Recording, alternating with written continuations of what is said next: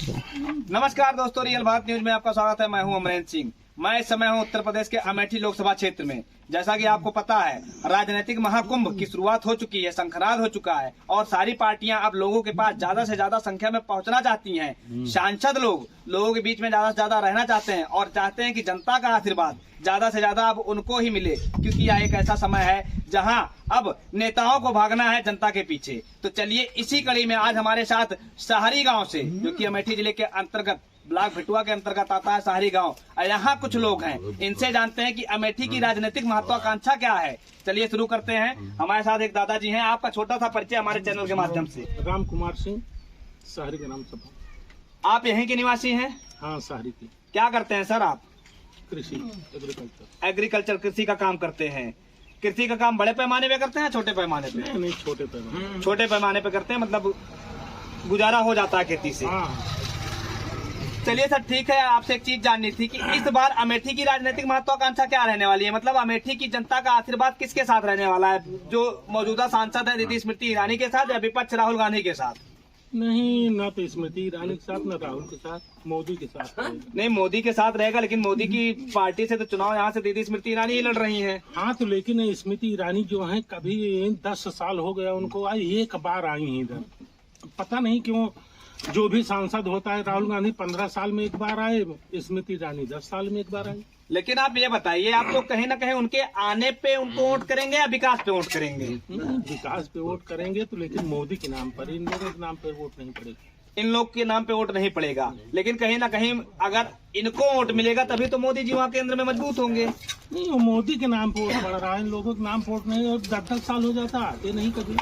अच्छा, एक बात, 5 साल सांसद है, 5 साल पिछला है, 5 साल सांसद हुए, एक बार आए हैं इधर। मतलब आपका कहना है कि दीदी स्मृति ईरानी इस क्षेत्र में भटुआ ब्लॉक है, जो कि अमेठी जिले के अंतर्गत आता है, एक बार उनका यहाँ दर्शन हुआ है, इस कारण आप में नाराजगी है? बिल्कुल बिल्कुल। अच्छा, ये बताइए, इनके कार्यकाल में अमेठी में कुछ काम हुआ है? नहीं, काम हुआ है। काम हुआ है, जैसे कि क्या? जिससे कोका कोला फैक्ट्री लगी, कुछ वहाँ का छोड़ा, मतलब काम हुआ है ठंडी में जी, वहाँ पे काम हुआ है, काफी काम किए हैं। अब दौड़ती भी हैं, लेकिन इनको गौरीगंज और उधर से जगदीशपुर, उधर से फुर्सत नहीं मिलती इधर आने की। जैसा कि आप देख सकते हैं, दादाजी हैं, यहीं के निवासी हैं। कहीं ना कहीं मोदी जी के नाम पे लोग वोट करने वाले हैं, कहीं ना कहीं वोट ये कमल के फूल पे ही करने वाले हैं। लेकिन इनका कहना है कि दीदी स्मृति ईरानी से दिक्कत है। दिक्कत इसलिए है कि वो क्षेत्र में दिखाई नहीं देती है। अंकल जी, आपका एक छोटा सा परिचय हमारे चैनल के माध्यम से। मैं रिटायर्ड आर्मी अफसर गोविंद सिंह, एक्समैन हूँ। बचे हुए समय में मैं खेती बाड़ी थोड़ा देखता। जैसा कि आप देख सकते हैं, हमारे साथ आर्मी से रिटायर्ड, भारतीय सेना से रिटायर्ड अफसर हैं और कहीं न कहीं इनका भारत देश को चलाने में, स्वतंत्र भारत जिस तरीके से हम इस देश में रहते हैं और जहां सांस लेते हैं, कहीं न कहीं इनका बहुत बड़ा योगदान होता है। ये सेना इस सरकार में मजबूत हुई है या इसके पहले जो सरकार थी उसमें मजबूत थी? अकुकमेंट से हमारी सेना इस सरकार में मजबूत हुई है। हमारे रिसर्चेज हुए हैं, हमारे इंस्ट्रूमेंट अच्छे आए हैं, लेकिन उनको ट्रेनर और अच्छे चाहिए। जो अग्निवीर जा रहे हैं, इसमें इनको शुरू से ही बेसिक ट्रेनिंग दी जाए और इनको वेल क्वालिफाइड साल भर के अंदर बना दिया जाए और उनको उसी सैनिक का सम्मान दिया जाए जो उनसे पहले काम कर रहा था। सैनिक को सैनिक बोला जाए, सैनिक को अग्निवीर न बोला जाए। उनका वेतन, अलाउंसेज, मेडिकल बिल फीस और जो 4 साल में गवर्नमेंट में रिटायर करने का सॉल्यूशन लिया है या सोचा है, वो गलत है। वो घर आ करके अपना सम्मानजनक जिंदगी जी सके, अदरवाइज वो गलत रास्ता पकड़ने के बाद देश को कंट्रोल करना बड़ा मुश्किल हो जाएगा।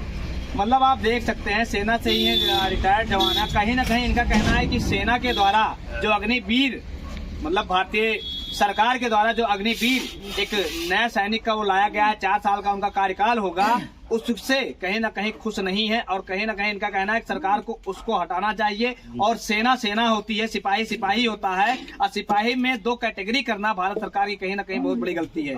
चलिए इसके बारे में और जानते हैं। तो अग्निवीर से आप खुश नहीं है सर? नहीं, अग्निवीर नहीं होना चाहिए। क्यों? भर्ती प्रक्रिया में कोई चेंजिंग नहीं है।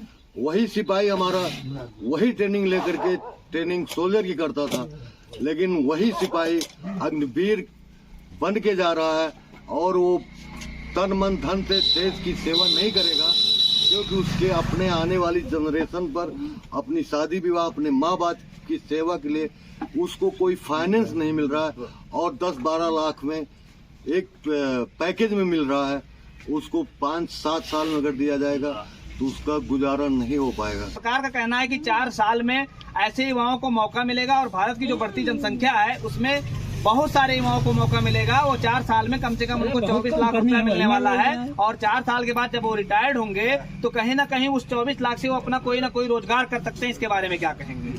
हमारे पास बहुत रिटायर्ड सैनिक हैं, उनको बहुत कम रोजगार मिल पा रहा है। गार्ड्स के अलावा कोई उनके पास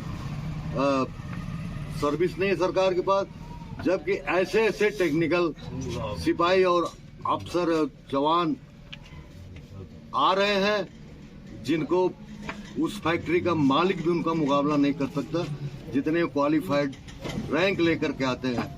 हम लोग 30-32 साल सर्विस करके जब आते हैं और उसके बाद टेक्नोलॉजी इतनी विकसित हो जाती है कि हमको एक बार दोबारा जाने में उसको दोबारा ट्रेनिंग लेना पड़ेगा।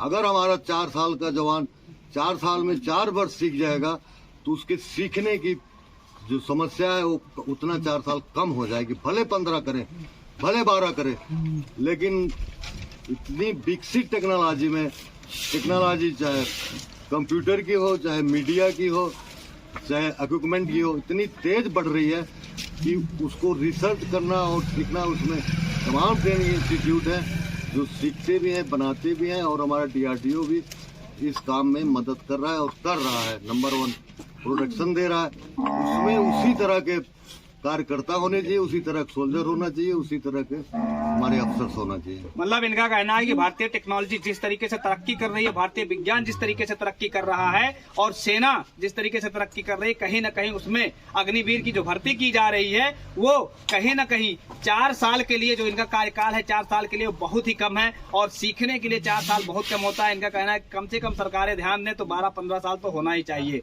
चलिए अब जानते हैं सर आपसे राजनीति के बारे में। अमेठी की राजनीतिक महत्वाकांक्षा इस बार क्या रहने वाली है? जब यहाँ पर कांग्रेस का पहला कैंडिडेट आया था, यहाँ कोई रास्ता नहीं था। पहली बार, जैसा सर कह रहे हैं कि पहली बार जब यहाँ कैंडिडेट आया था 1966 की बात है, 1966 में पहला लोकसभा चुनाव अमेठी का लड़ा गया था। अब विद्याधर वाजपेयी भारतीय राष्ट्रीय कांग्रेस के यहाँ से प्रथम लोकसभा मेंबर यहाँ से सिलेक्ट किए गए थे, जनता का आशीर्वाद मिला था। चलिए सर से और जानते हैं। दोबारा जब हमारा कांग्रेस का कैंडिडेट जीता तो पूरा सर्वे किया, अमेठी, सुल्तानपुर, जितने अगल बगल के रायबरेली, जो रोड, जो संपर्क मार्ग दिया हुआ है उनकी देन है। वर्तमान सरकारें उनको मेटाल नहीं करवा पा रही है, खरंजा नहीं बिछवा रही, मिट्टी नहीं डलवा पा रही है। जो सर्वे 80 वाला था उसको बहुत समय लगेगा। दुर्भाग्य था कांग्रेस का जो यहाँ पर 90 के बाद 91 के बाद है और विकास उसी चौराहे पे रुका हुआ है जहाँ खड़ा था। नहीं सर, कांग्रेस तो आपके यहाँ 2019 तक रही है। 2019 में ही सांसद राहुल गांधी जी, जो कि कांग्रेस के ही हैं, गांधी परिवार से ही आते हैं, 2019 में 55,000 वोटों से भाजपा के कैंडिडेट दीदी स्मृति ईरानी चुनाव हारे थे। उसके पहले तो यहाँ कांग्रेस का ही राज है। और बीच में मात्र आपको एक बात बताना चाहूंगा कि इतने बड़े कार्यकाल में 17 बार लोकसभा चुनाव यहाँ लड़ा गया। 17 में 3 बार विपक्ष का और 14 बार कांग्रेस का शासन आपके अमेठी लोकसभा सीट पर रहा है। तो कहीं ना कहीं अमेठी लोकसभा सीट पर 14 बार कांग्रेस आई है। तो कांग्रेस ने 14 बार की अपेक्षा यहाँ काम किया है। जनता ने 14 बार आशीर्वाद दिया है आपकी अमेठी की। हमारे अमेठी को जो आशीर्वाद मिला है दुनिया की किसी संसदीय को नहीं मिला है। इंडो गल्फ यहाँ पर है, HL यहाँ पर है, BHL यहाँ पर है, CRP सेंटर यहाँ पर है, PRO सेंटर यहाँ पर है। कोको कोला फैक्ट्री कुछ बची हुई जगह में अगर किसी ने खुलवा दिया तो उसका नहीं हो गया, कांग्रेस का है। तो इस बार जनता का आशीर्वाद किसे मिलने वाला है, मौजूदा सांसद को या विपक्ष को? जब तक कोई आज ठीक ठाक कैंडिडेट यहाँ नहीं आएगा, दीदी को ही वोट पाएंगे। स्मृति ईरानी को वोट पड़ना कंफर्म है और कहीं ना कहीं यहाँ से भाजपा जीत कर जाएगी, इनका कहना है। चलिए हमारे साथ एक दादाजी और हैं, इनसे भी बात करते हैं इसी सिलसिले में। सर आपका छोटा सा परिचय हमारे चैनल के माध्यम से। राम प्रताप यादव। राम प्रताप यादव जी यहीं के निवासी हैं? अमय माफी अमय माफी के क्या करते हैं सर आप? बस यही खेती बाड़ी करता हूँ। खेती बाड़ी करते हैं। इस बार अमेठी की राजनीतिक महत्वाकांक्षा क्या रहने वाली है? सत्य बस वही है जो थी। मतलब इस बार शासन सत्ता की जो लड़ाई है उसमें अमेठी से जो मौजूदा सांसद है दीदी स्मृति ईरानी, पब्लिक का आशीर्वाद उनको मिलेगा या कहीं ना कहीं विपक्ष का जो प्रत्याशी होगा वो यहाँ सत्ता की मलाई खाएगा? वही है तो वही। क्या दीदी स्मृति ठीक ठाक प्रत्याशी रहेगा तो देखा जाएगा। नहीं मतलब ठीक ठाक प्रत्याशी रहेगा तो विपक्ष, नहीं तो दीदी स्मृति ईरानी का आना कंफर्म है। कि देख सकते हैं यहीं के निवासी हैं, इनका भी यही कहना है कि कहीं ना कहीं अगर मजबूत कैंडिडेट यहाँ अमेठी से नहीं आता है तो भाजपा की जीत लगभग तय है। हमारे साथ समय देने के लिए धन्यवाद। जय हिंद, जय भारत।